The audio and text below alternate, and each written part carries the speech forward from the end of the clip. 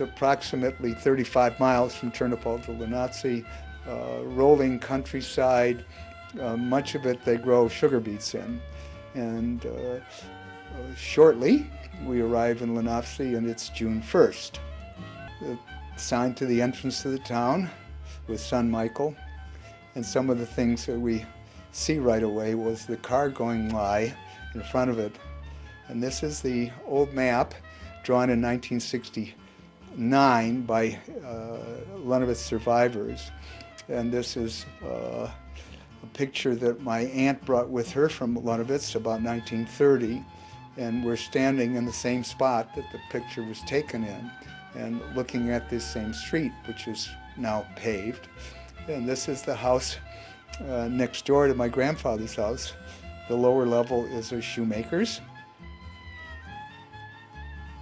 And it was a beer and wine tavern back in 1941. That's where my grandfather's house stood.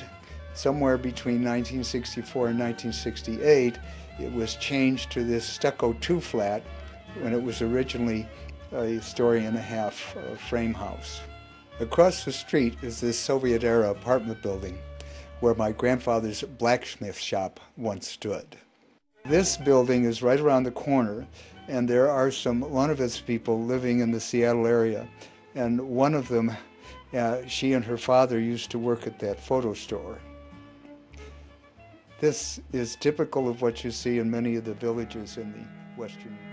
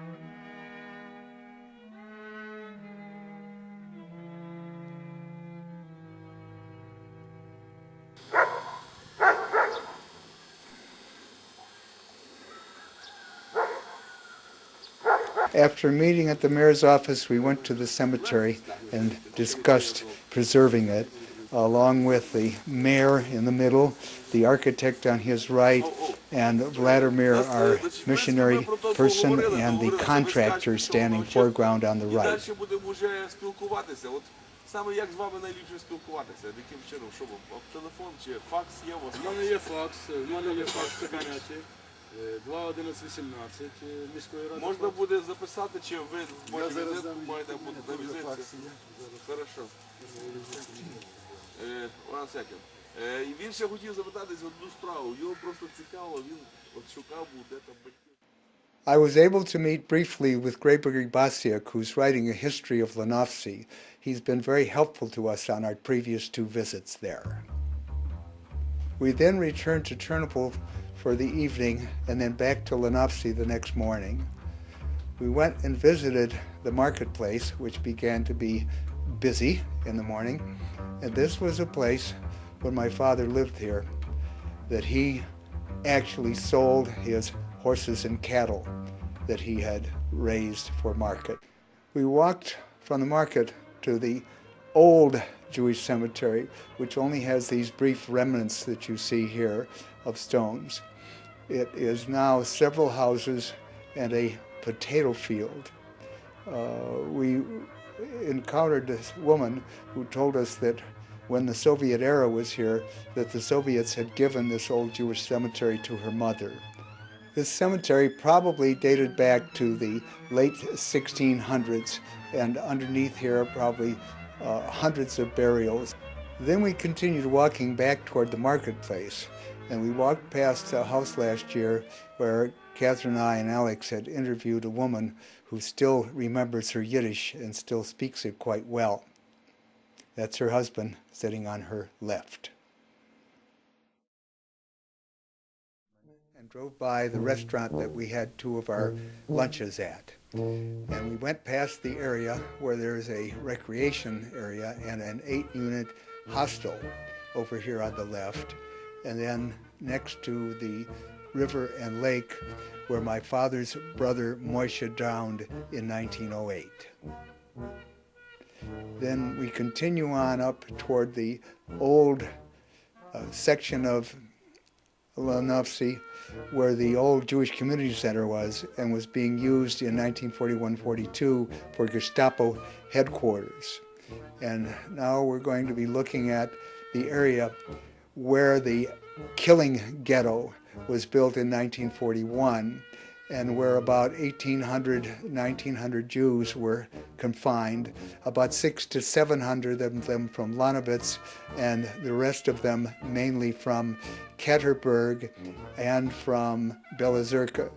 All of the Ketterberg Jews were not killed here, but some of them were in Ketterberg. These two houses are remaining Jewish stone houses from before the war and were much larger and in better shape, and the Soviets left them there. This is the monument built by Jews who returned to Lanovtsy from Israel. And they built this monument in 1964-1965 with the permission of the village Soviet. This monument was built in 1999 by the local Christian missionary who created a forgiveness ceremony at that time. And the monument says underneath it in Ukrainian, "From the citizens of Lanovtsy to the victims of the Nazis." Children play on the mass gravesite, and there's a woman across the street who sometimes shoos them away, at least the 3 times that we've been there. And I was really struck by this mother goose and her goslings, and I got a good feeling about it, that their presence on the mass gravesite was a good thing.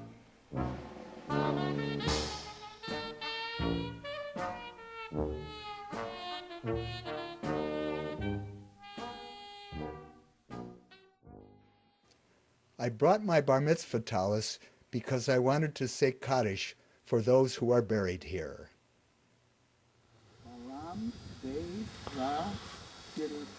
The grave in the background is of Ethan Neminovich, who died in 1981 and was the last Jew in Lanovtsy and chose to be buried in the mass gravesite.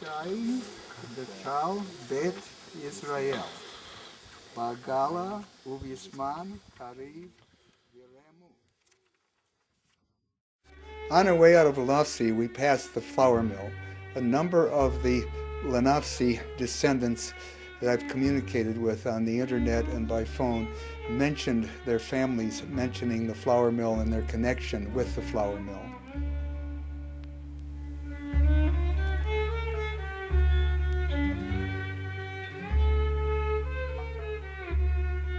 And so Michael and I end our visit to Lanovtsy, and the 3 of us, Alex and Michael and I, start on our way back to Lviv.